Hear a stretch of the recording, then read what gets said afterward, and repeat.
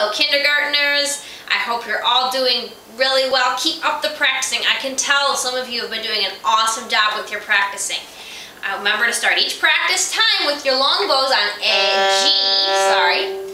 D, A, and E. Alright? And don't forget to really work on our bow hold. Thumb on the little metal square, fingers curved over, pinky hopping. Really work on that. We're having a lot of people having a hard time with this, so practice it extra. Do lots of bow exercises, alright? Now, then keep practicing all 4 of your rhythms. You can practice them with clapping.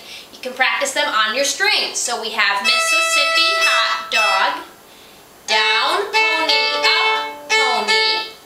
My dad rides a motorcycle, and 1, 2, shh, 4. Practice those 4 rhythms on all 4 strings. The new thing we're going to do this week is switching strings, like this.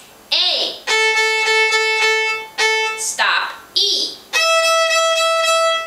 stop, A, stop, E.